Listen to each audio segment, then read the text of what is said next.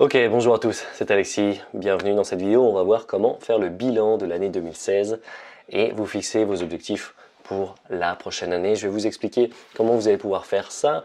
Vous vous souvenez peut-être, en août 2016, j'ai commencé à me fixer des objectifs que j'ai publiés et on va voir ensemble si je les ai atteints, ce qui s'est passé, est-ce que j'ai réussi à aller jusqu'au bout.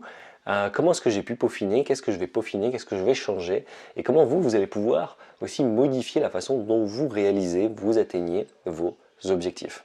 Donc pour ça, on va regarder la liste des objectifs que j'ai pu établir au mois d'août. On va voir ce qui s'est passé et je voulais vous parler aussi du fait d'être obsédé par vos objectifs. Ça, c'est quelque chose qui me parle parce que pendant longtemps, j'ai pensé que c'était mal d'être obsédé par ses objectifs, où je me disais ah ouais, mais si je suis obsédé par ça, ça veut dire que peut-être que derrière je suis pas bien, que j'ai besoin de reconnaissance, que c'est par rapport à mon enfance ou je ne sais pas quoi. Et je lis un livre en ce moment de Grant Cardone qui s'appelle Be Obsessed or Be Average, soyez obsédé ou soyez moyen, et qui explique, voilà, pendant longtemps on lui a dit que c'était mal d'être obsédé, et en fait, non, être obsédé par ses objectifs, bah, ça lui donnait de l'énergie, c'était bon pour lui, et il est parti de zéro jusqu'à, voilà, aujourd'hui, je crois qu'il possède pour 500 millions de dollars d'immobilier. Et parce qu'à partir du moment où il s'est dit ok, j'en ai marre de participer à tous ces trucs, voilà, j'ai pas de problème en fait, être obsédé par ses objectifs, c'est bien, c'est bon. Et il raconte même à un moment il fait un burn-out et en fait il s'est rendu compte, tout le monde lui disait de prendre des vacances et en fait il faisait un burn-out parce qu'il arrêtait de vivre ses objectifs, il était dans un train-train, il travaillait beaucoup mais c'était plus en fonction vraiment de ses objectifs, il était un peu dans la routine. Et dès qu'il s'est centré dans ce qu'on appelle dans la philosophie de l'Est, c'est-à-dire recentré sur son dharma. Le dharma, c'est votre direction dans votre vie, en anglais purpose, votre mission, qu'est-ce que vous voulez faire. Et le karma, c'est ce que vous vivez. Et si vous vous éloignez trop de votre karma, par exemple, boum, tout d'un coup, vous prenez un burn-out, vous prenez une dépression, vous allez moins bien. Et donc, il s'est rendu compte, c'est moi qui rajoute ça avec la philosophie de l'Est, mais lui, il est très à l'américaine, successful. Et il s'est rendu compte, non, dès que je reviens sur mes objectifs, boum, je reprends de l'énergie et je peux travailler pendant des heures et des heures et des heures. Et sans être fatigué, sans avoir besoin de vacances, etc. Donc c'est très important de se déculpabiliser, d'être obsédé par ses objectifs et se dire, ok, moi je vais atteindre ça, je vais y aller. Voilà, petite parenthèse, je vous en reparlerai. Donc, on va aller ensemble voir la liste de ces objectifs. Et qu'est-ce que j'ai fait pour les atteindre sur ce bilan de l'année 2016? J'avais juste mis une liste d'objectifs parce qu'à un moment, au mois d'août, j'avais mon calendrier qui était plus ou moins vide et que je sentais que quand on a un calendrier vide, eh bien, on a moins d'activité et on va se poser plus de questions. Et je me suis dit, ok, je vais me fixer des objectifs à l'ancienne et on va voir où est-ce que ça va nous mener. Alors, première chose, j'avais mis, je vais facilement me tenir sur les mains. Pourquoi? Parce que je ne sais pas du tout le faire, ça me fait peur. C'était une occasion de voir comment est-ce que je vais pouvoir atteindre cet objectif. Donc on va voir ensemble si j'y arrive. Je ne sais pas comment est-ce que je peux vous montrer ça.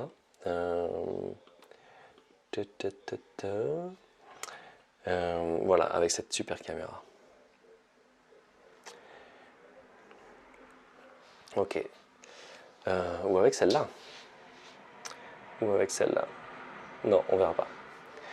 Ok.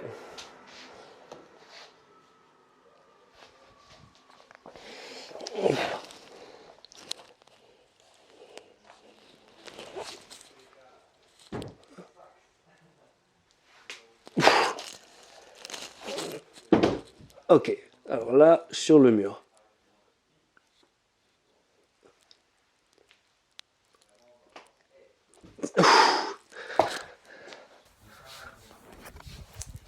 Ok, j'ai tenu à 4-5 secondes, c'était l'objectif.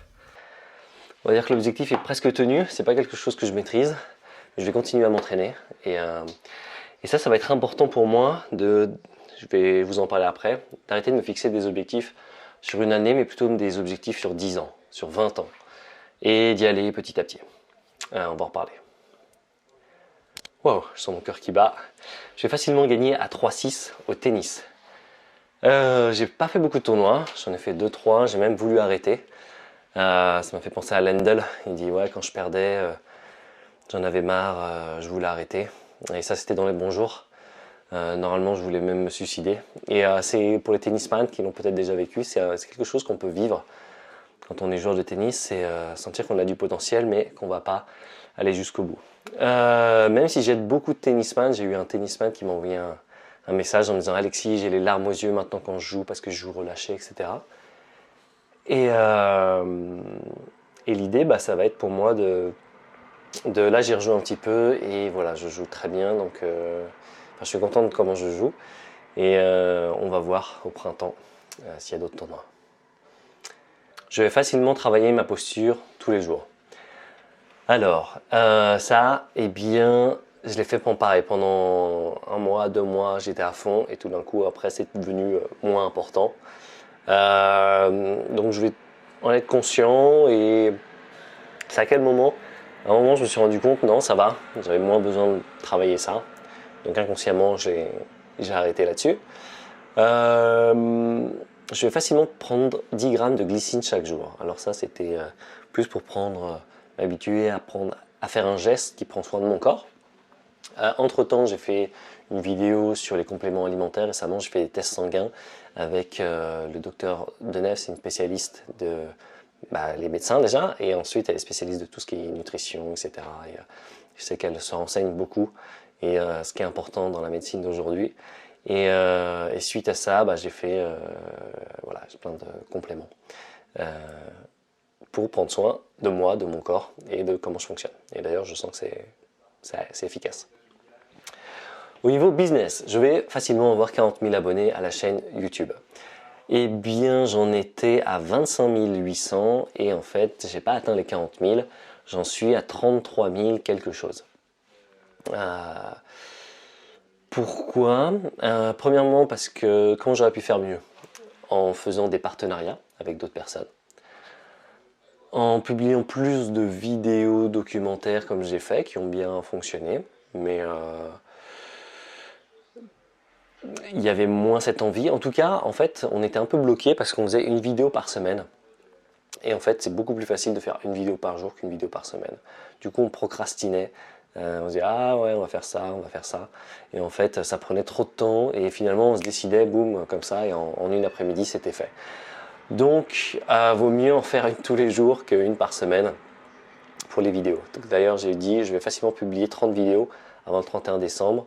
Je ne sais même pas combien j'en ai publié, je pense que c'est moins aussi. Et l'idée, c'est que je vais en publier beaucoup plus librement.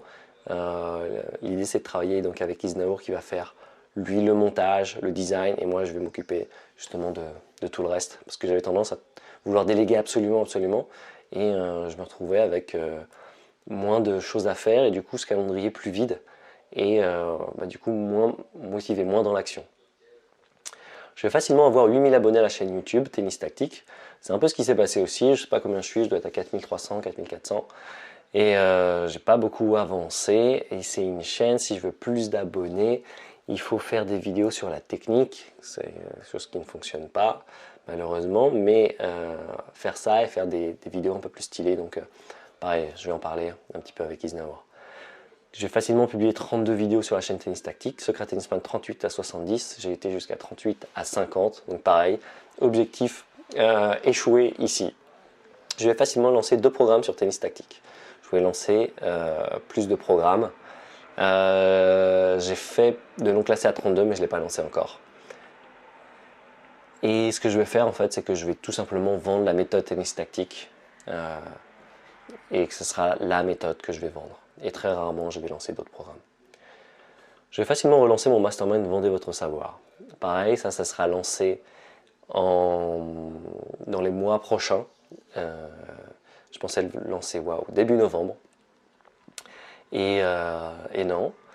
Ça s'est pas fait et c'est bien d'ailleurs. Et en fait, ce que je retrouve, c'est vraiment cet aspect des compléments alimentaires que j'ai pu prendre depuis cette prise de sang où tout ce que j'avais en fait, c'était des marqueurs aussi de dépression. C'est-à-dire tout ce qui me manquait, eh bien, les gens qui manquent de ça vont avoir tendance à être plus fatigués, à être plus déprimés.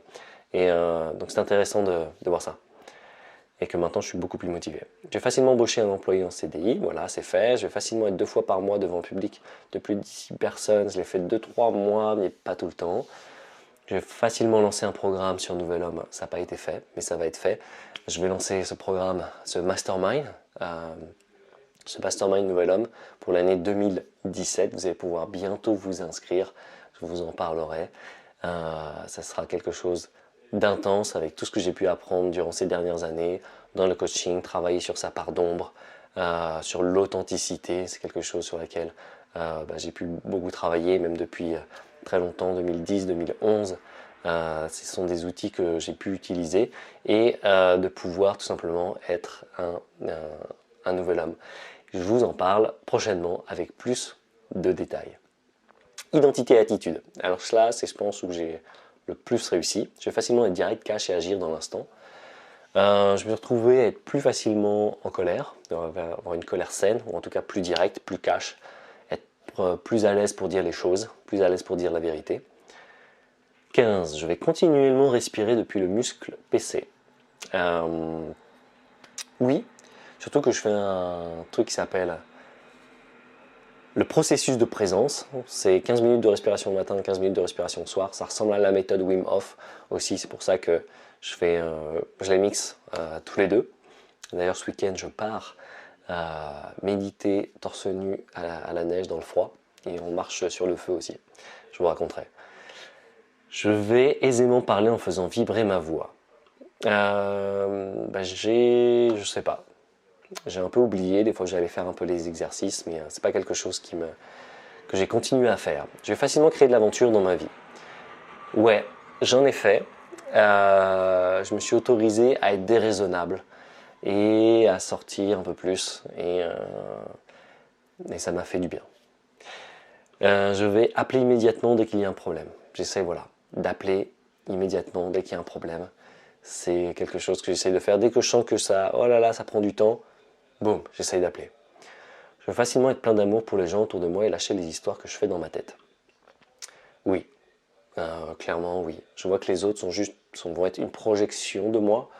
Mais s'ils me déclenchent quelque chose, une émotion en moi, c'est qu'il y a quelque chose de non résolu en moi et c'est intéressant, je vais pouvoir travailler dessus.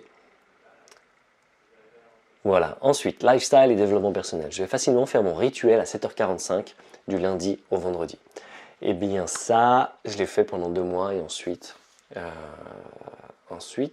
j'ai oublié, l'horaire n'était plus la bonne. Je me levais plus tard et le rituel matinal, ouais, je vais le faire de toute façon.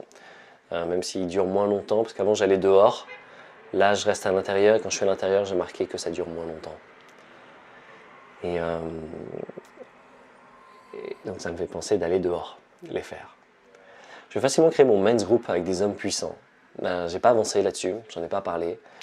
J'ai une personne en tête pour l'instant avec qui le faire. Je vais voir. Quelque chose qui me parle.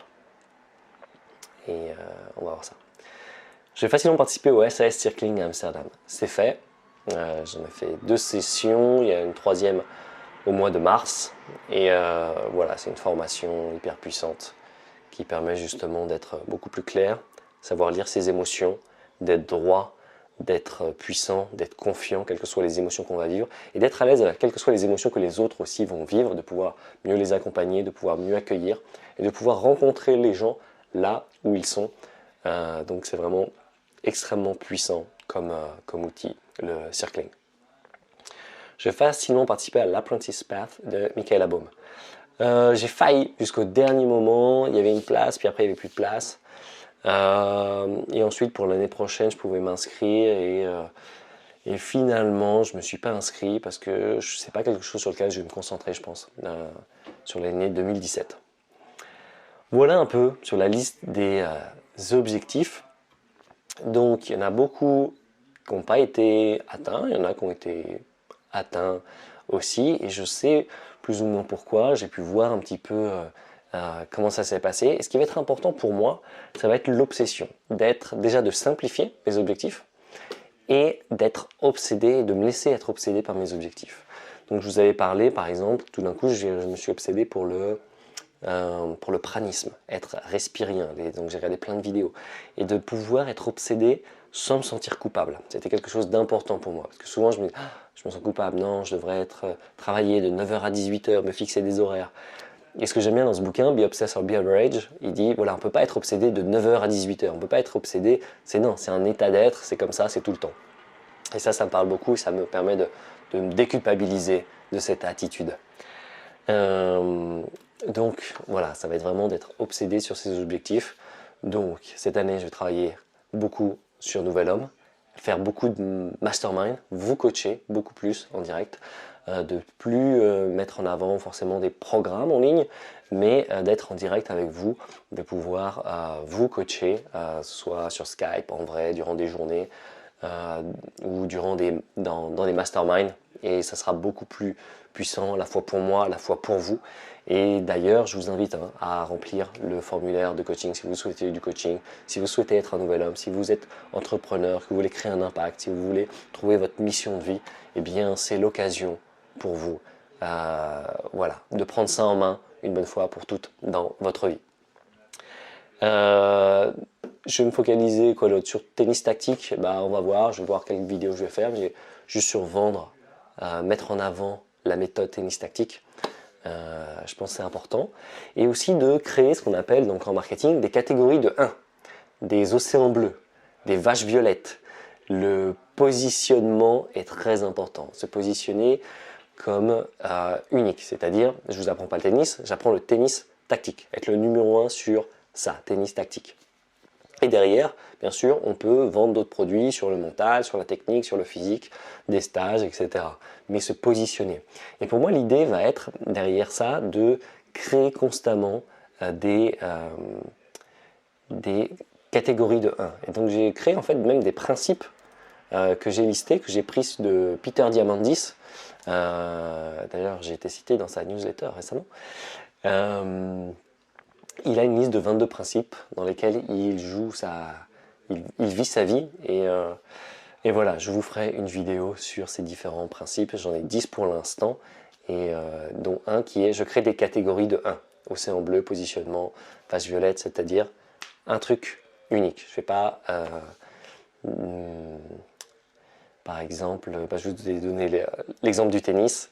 C'est pas tennis, c'est tennis tactique. Être juste dans une catégorie où il n'y a qu'une personne, vous êtes le premier, vous êtes le seul à faire ce que vous faites. Ne sois pas le meilleur au monde à faire ce que tu fais, sois le seul au monde à faire ce que tu fais. Voilà, tout simplement. Donc ce que je vous invite à faire, c'est de faire un petit bilan sur vos objectifs, de regarder pourquoi vous les avez atteints, pourquoi vous ne les avez pas atteints, qu'est-ce qui s'est passé durant cette année, ce dont vous avez été le plus fier, quelles ont été les victoires, parce que souvent on peut se dire, ouais, moi par exemple je peux me dire, ah 2016 ça n'a pas été une année top, etc. C'est un jugement et c'est pas forcément la réalité. Donc de vous faire un fichier, moi j'ai un fichier qui est mes victoires, mes succès de 2016. Donc voilà, j'ai vu par exemple, tiens, j'ai vécu ce que c'était une dépression et une nuit noire de l'âme. Et ça va pouvoir me permettre de mieux accompagner les gens qui vivent ça, par exemple, ou qui l'ont vécu. J'ai appris à mieux me concentrer. J'ai appris à prendre soin de mon niveau d'énergie. Je me suis libéré du diktat de se nourrir 3 fois par jour. J'ai appris à aimer le froid, etc., etc. De faire toute une liste, de faire un bilan sur vos objectifs sur l'année 2016. Je vous invite à faire ça.